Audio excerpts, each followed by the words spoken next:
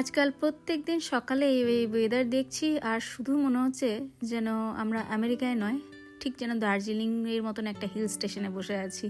মাথায় টুপিটা দিয়ে নে, তাহলে ফগটা লাগবে না। মাথায় টুপিটা দিয়ে নে।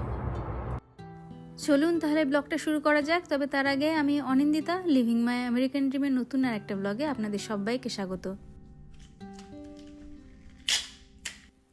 মাঝখানে 2 ঘন্টা কেটে গেছে, রান্না ঠান্না সমস্ত কিছু রেডি করে ফেলেছি আর এখন রেডি হচ্ছে একটু বেরোবো আমরা। প্রথম গন্তব্য হচ্ছে রনুর স্কুল, আর তারপরে কিন্তু সেখান থেকে যাব আজকে আমাদের দুজনেরই, মানে আমার আর তুহিন দুজনেরই যে অ্যানুয়াল ফিজিক্যাল চেক আপ আছে সেটাই করাতে ডাক্তারের কাছে। ডাক্তারের কাছে যাওয়ার আগে এখন বসে বসে অনলাইনে ই চেক ইন করে নিচ্ছি, মানে ওখানে গিয়ে বসে বসে ফর্মগুলোকে আবার ফিল আপ করতে হবে না। হ্যাঁ, প্রত্যেকবার এখানে যখনই ডাক্তারের কাছে যায় 10 পাতা 20 পাতার এক একটা ডকুমেন্ট ধরিয়ে দিয়ে বসে বসে ফিল আপ করতে হয়। কিন্তু এই আমরা বেরোবো এক্ষুনি, তার আগে ই চেক ইন করে নিচ্ছি। এখানে সমস্ত কাজ হয়ে যাচ্ছে, ওখানে গিয়ে মনে হয় আশা করি তাড়াতাড়ি হবে। আর কি বললি তোর তুহিনের সিবলিংকে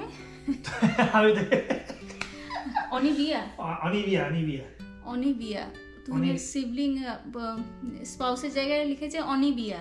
মানে আমার নামটা এতটাই কঠিন লাগে এদের কাছে, এতটা মানে কি বলবো, এত ডিস্টরশন হয় আমার নামটাকে নিয়ে। আর তারপর তুহিন যখন আবার আপডেট করলো দেখা যাচ্ছে ওর সিবলিং এর নাম হচ্ছে অনিন্দিতা। ভালোই হলো। পরের বছর থেকে আমরা একটু আগে ভাগেই করে নেবো, বুঝলি, নভেম্বর নাগাদ। নভেম্বর কেন, আমি আগস্ট ভাবছি। হ্যাঁ, মানে যাই হোক না কেন, কারণ এই ডিসেম্বরে ওরাও ব্যস্ত হয়ে যায় আর আমাদেরও সেই শেষের দিকে এখন ইনজেকশন নাও, রক্ত দাও আর ঘুরতে বেরো। মানে দেখে নানা রকম অত্যাচার এখন শরীরের ওপর চলবে না, আর এদিকে ঘুরতে যাওয়াও আছে। বেরিয়ে পড়েছি দুজনে, আর প্রথম গন্তব্য বলেছিলাম আজকে রনুর স্কুল।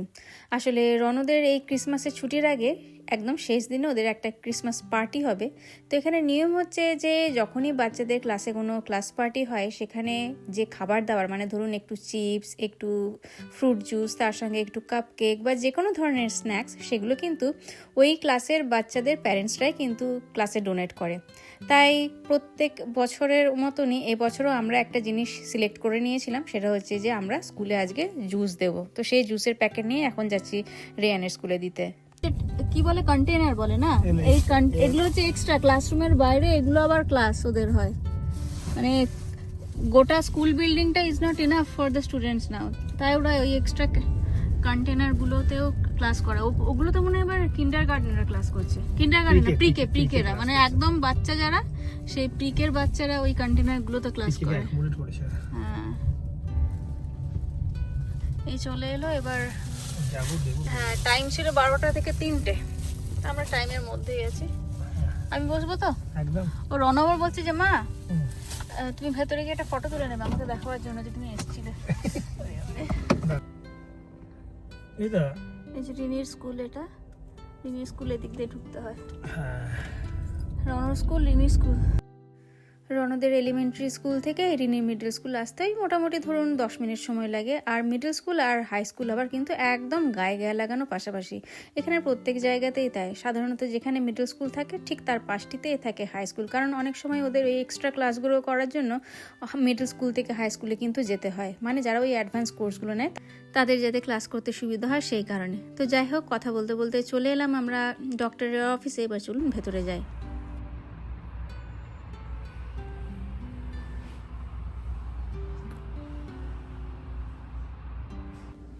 আমার বরাবরের মতন আবার সেই ওইটা মনে হয় ফলস ব্লাড প্রেশার বলে না, মানে আমার হচ্ছে একটা ব্যাপার রয়েছে, আমার প্রেশার নর্মালি থাকে কিন্তু ডক্টরের কাছে যখনই আসি প্রেশার যখনই মাপে আমার একটু না একটু বেড়ে থাকে। তো ডক্টর আমাকে অনেকদিন আগে বলেছিল, মনে আছে নার্সটা, যে এটা ফোবিয়া বলে না, হ্যাঁ এটাকে কি একটা ফোবিয়া বলে, মানে ডাক্তারের কাছে বসে বসে আর কি প্রেশার বেড়ে যায় অনেক সময় টেনশন আর কি। তো আমার ওটাই হলো। তুহিনের আপাতত নর্মালি ও চিরকাল কুল কাল চিরকাল। তো আমাদের হয়ে গেল, ব্লাড তো নিল, ব্লাড ইউরিন দুটোই নিল, তার সঙ্গে ইকেজি হলো। আমার ইকেজি নর্মাল ছিল, তুমি একটা নর্মাল, তাই তো? দুজনের আমি অলওয়েজ নরমাল। হ্যাঁ, তুই তো অলওয়েজ নর্মাল। তোর কিছু খাওয়া দাওয়ার রেস্ট্রিকশন কিছু বললে? আমার কোনো খাওয়া দাওয়া আমাকে বলেছে ফুডটা কন্ট্রোল, তোকে সল্ট কন্ট্রোল করতে বলেছে। আমাকে সল্ট কন্ট্রোল করতে বলেছে। আমাকে বলেছে অতটা তো আমি সল্ট খাইও না, যে কাঁচা নুন খাচ্ছি। তুই খাস। এই আর জল খেতে বলেছে তোকে, নারকেল জল খা। জল খেতে বলেছে, এটা তুই নিজে অ্যাড করলি? আমি ডাক্তারকে বলতে ভুলে গেলাম না, আর বলা হচ্ছিল আমার। ওয়েট ফেট সমস্ত কিছু একদম স্ট্যান্ডার্ড। আমারও তো হয়, তুহিনেরও তো হয়। বিএমআই তোরটা কি বেশি না? ওয়েটটা ভুল হলে একটু, মানে আমার প্যান্ট জামার দোষ না, সত্যি ওর ওয়েট বেড়েছে, উল্টো প্যান্ট জামার দোষ। তো প্যান্ট জামাকে আমি পরিনি। Jacket under. তুমি তোর জ্যাকেটটা দেখ, আমার জ্যাকেট, তোর জ্যাকেটের ওয়েট কথা বলতে 200 গ্রামও হবে না, মানে যত দোষ নন্দ ঘোষ। জ্যাকেটের জন্য নাকি ওর ওয়েট বেড়েছে। না, তুহিনের একটু ওয়েট বেড়েছে অবশ্যই আগে থেকে, ভুলভাল খাওয়া দাওয়ার জন্য। ওই চানাচুর খেলে ওই রকমই হবে। এটা হলো আমাদের annual physical check up, whole body check up. এরপরে কিন্তু আলাদা করে আবার একজনের ডাক্তারের অ্যাপয়েন্টমেন্ট নেওয়া আছে, চোখের ডাক্তারের অ্যাপয়েন্টমেন্ট নেওয়া আছে। তারপরে আবার আরেকটা কি নেওয়া আছে? দাঁতের। ও, আবার দাঁতের নেওয়া আছে অ্যাপয়েন্টমেন্ট। ফ্লু ভ্যাকসিন হয়ে গেল। ফ্লু হয়ে গেল। ও, তারপর আমার আবার একটা আছে, সেটা হচ্ছে ম্যামোগ্রামের একটা আছে। কতগুলো টেস্ট। ভাগ্যিস রান্নাটা করে গেছিলাম। এই 2 হাতের অবস্থায় খারাপ। একে তো ফ্লু শট বা হাতে প্রচণ্ড ব্যথা, তার সঙ্গে আবার আজকে ডান হাতে ব্লাড দিলাম। ভাগ্যিস রান্নাটা সারা ছিল, তাই এসে খেতে পাচ্ছি। এই না কত প্রচণ্ড খিদেও পেয়েছে। চলুন খেয়ে নিই, তারপরে আপনাদের সঙ্গে আরও খানিকটা কথা আছে আমাদের।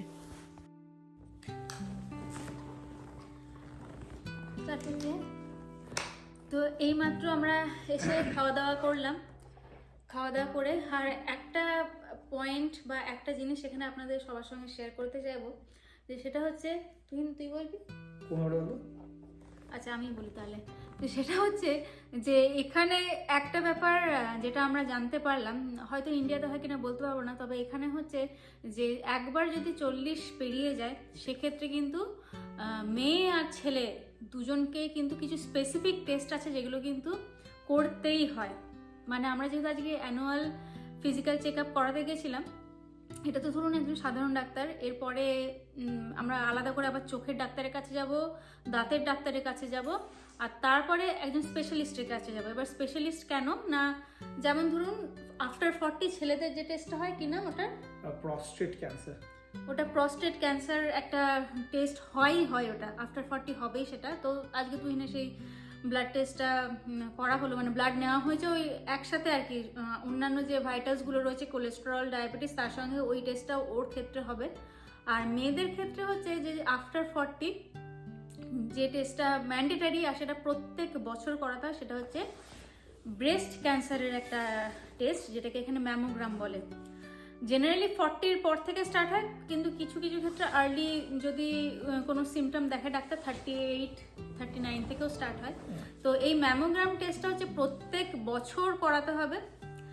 আর আপ টু, যেটা আজকে ডক্টর বললো আমাদের, আপ টু 80, মানে 80 বছর পর্যন্ত প্রত্যেক বছর এটা করাতে হবে, কারণ মেয়েদের যেহেতু ওই মানে ওই ক্যান্সারের প্রবণতাটা বেশি থাকে। এছাড়াও আরও একটা টেস্ট মেয়েদের ক্ষেত্রে হয়, সেটা হচ্ছে প্যাপ বা HPV, হিউম্যান প্যাপিলিওমা ভাইরাস। ওটা হচ্ছে কি ক্যান্সার? ওটা হচ্ছে সার্ভিক্যাল ক্যান্সার, মেয়েদের সার্ভিক্যাল ক্যান্সার। ওটাও কিন্তু টেস্টটা হয়, তবে এটা কিন্তু প্রত্যেক বছর নয়, এটা ইন 5 ইয়ার্স একবার করাতে হবে। এখানকার আমার যেটা মনে হয় টুসি, আমরা সবাইকে রিকোয়েস্ট করবো যে ওরা নিজেদের ইন্স্যুরেন্সের সঙ্গে কথা বলতে পারে। ইন্ডিয়া হোক, ইন্ডিয়ার বাইরে হোক, যেখানে হোক না কেন, এগুলো কিন্তু মোটামুটি প্রিভেন্টিভ টেস্ট। মানে এই টেস্টগুলো মোস্টলি ইন্স্যুরেন্স কভার করে। যে এটা ইন্স্যুরেন্স নেবে তার উপরে, তাই না? আজকাল মোটামুটি সবার কাছে ইন্স্যুরেন্স থাকে, ঠিক আছে, কারোর কাছে কম বেশি থাকে। বাট এই টেস্টগুলো প্রিভেন্টিভ মেজারে বেনিফিটটা হচ্ছে যে টেস্টগুলো মোস্টলি ফ্রি অফ কস্টে হয়। আর না হলে পরবর্তীকালে ইন্স্যুরেন্সের কস্ট অনেক বেড়ে যায়। সেই জন্য ইন্স্যুরেন্সটা চেষ্টা করে এই টেস্টগুলোকে ফ্রি অফ কস্টে রেখে প্রিভেন্টিভ মেজার করতে, ঠিক আছে? তো আমি তো রিকোয়েস্ট করবো প্রত্যেকে নিজের একবার যদি করান, অলরেডি করাচ্ছেন তো অবভিয়াসলি 40 অ্যান্ড অ্যাবাভ তাদের ক্ষেত্রে বলছি, তাদের ক্ষেত্রে এই ছেলে আর মেয়ে স্পেসিফিক্যালি এই টেস্টগুলো মানে অন্তত ওই বছরে তো একবার করে করাই যায় এগুলো। তো জিনিসটা হচ্ছে যে একবার কথা বলে দেখা ইন্স্যুরেন্সের সঙ্গে, যদি ওরা কভার করে খুবই ভালো, এগুলো করিয়ে নেওয়া উচিত। আর যদি না কভার করে তার সেক্ষেত্রে প্ল্যান করা দরকার আছে, কারণ এগুলো খুব ইম্পর্টেন্ট টেস্ট। ঠিক আছে। আর আমি তোকে যেটা বলছি, আরেকটা জিনিস আমি দেখলাম, যেটা আমরা বলি না যে আমাদের মেমোরি লস হয়ে যাচ্ছে, বয়স হলে ভুলে যাওয়ার প্রবণতা, বা ধর আমরা বলি যে একটু উইকনেস লাগছে, রাইট? তো এই জিনিসগুলো ডাক্তারের সঙ্গে কথা বলে বুঝতে পারলাম যে হাইলি রেকমেন্ড করেছে যে অ্যাট দ্য অ্যাবোভ 40 ইন্ডিয়ানদের B12 vitamin D and B12 supplement, vitamin ডিটা মাস্ট নিতে as a supplement, maybe every day, maybe every alternate day, কিন্তু নিতে রেগুলার রাখতে। হ্যাঁ, ওরা বলছে যে ইন্ডিয়ানরা যারা ভেজিটেরিয়ান, আর যারা আমরা শুধুমাত্র নট অনলি ভেজিটেরিয়ান, শুধু যারা চিকেন খায় তাদের ক্ষেত্রে, হ্যাঁ, সো ইন্ডিয়ান যারা ভেজিটেরিয়ান বা যারা মানে in between vegetarian non vegetarian, right, তারা কিন্তু এগুলো তাদের মাস্ট, কারণ এগুলো ওদেরকে নিতেই হবে 10 বছর পরে গিয়ে। মানে ওটাই উনি আরো সিম্পলিফাই করে বললেন যে সত্যি কথা বলতে আমরা যারা ব্রাউন স্কিন আছি, মানে আমরা মোটামুটি যেটা হিন্দু আমরা, বা ডক্টর, যেহেতু আজকে আমরা একজন ইন্ডিয়ান ডক্টরের কাছে গেছিলাম, সেটা আগে বলি, তেলুগু ডক্টর, তো উনি যেহেতু নিজেও হিন্দু, তো উনি বলেন আমরা যেহেতু পর্ক বা বিফ খাই না, তো সেই কারণে কিন্তু আমরা ওই ভিটামিন B12টা পাই না। মাছে তো থাকেই না, এমনকি চিকেনে খুব অল্প পরিমাণ পাওয়া যায়, আর সেটা সাফিসিয়েন্ট নয়। তো সেই জন্য বললেন যে যেহেতু আমরা ওই জিনিসগুলো খাই না, সেই কারণেই আমাদেরকে আরো বেশি করে ভিটামিন B12 আর ডিটা সাপ্লিমেন্ট খেতে হবে, মানে ওষুধ আর কি, সাপ্লিমেন্ট যে ক্যাপসুল বা ট্যাবলেট পাওয়া যায় ওভার দ্য কাউন্টার, সেগুলোই আমাদেরকে খেতে বললেন। কারণ ওটাই বলেন যে জেনারেলি আমাদের কি মনে হয় যে কিছু একটা জিনিস মনে করতে আজকাল একটু অসুবিধা হচ্ছে, ও আচ্ছা বয়স হচ্ছে তো সেই জন্যই, কিন্তু বলছে না, ওটা বয়স হচ্ছে না, ওইটাই আস্তে আস্তে ওই ডেফিসিয়েন্সিটা আমাদের শরীরের মধ্যে তৈরি হচ্ছে ক্রমাগত B12 আর ডি এর, সেই কারণেই নাকি ওই সিমটমসগুলো আসতে থাকে। তো ওইটা আমাদের শুরু করতে হবে। কষ্টতে নিয়ে এসেছিলাম, আর এগুলো খুব কস্টলি হয় না, এগুলো সস্তায় পাওয়া যায়। সস্তায় কষ্টতে পাওয়া যায় না ডাক্তার বলে, কষ্ট থেকে নিয়ে আসতে হবে আমাদের ওটা। আপনারাও শুরু করুন। সাবস্টিটিউট হচ্ছে, আর ম্যাগনেসিয়ামটা কি বললাম? ওকে, ম্যাগনেসিয়াম ব্যাপারটা বলবো এখন। ম্যাগনেসিয়াম হলো যাদের ঘুমের প্রবলেম আছে, তাদের ঘুমের স্লিপলেসনেস নাকি, স্লিপলেসনেস বা বলে কি সেটা বলে কি মেনিয়া বল না, ইনসমনিয়া, অনিদ্রা, অ্যাপনিয়া না সামথিং, অ্যাপনিয়া, এই তো অ্যাপনিয়া যেটা বলে, আমি নামটা ভুলে গেছি, মানে ঘুম সংক্রান্ত প্রবলেম, যদি ঘুমটা খুব প্রবলেম হয় আফটার দ্য এজ অফ 40, তাদের ক্ষেত্রে ম্যাগনেসিয়ামটা একটু হেল্প করে ঘুমটাকে একটু ইয়ে করার জন্য, ডিপ করার জন্য। বাট আমাদের অতটা লাগবে না বললো, আমাদের বলে B12 আমাদের, হ্যাঁ, কিন্তু ওই মেন উনি যেটা ফোকাস করলেন ওই B12 আর ডি, এই দুটো আমাদের ইন্ডিয়ানদের কিন্তু এটা খেতেই হবে। দেখুন, তুহিনকেও মনে হচ্ছে এবার ম্যাগনেসিয়াম সাবস্টিটিউট খেতেই হবে। সিনেমা দেখছিলাম সবাই মিলে, ছেলে তো অনেকক্ষণ আগেই ঘুমিয়ে গেছে, তাকে শুইয়ে দেওয়া হয়েছে বিছানায়, আর মেয়ে আর বাবাও এরপর ঘুমিয়ে পড়লো। এই টিভি বন্ধ করে এখন শুতে যাব।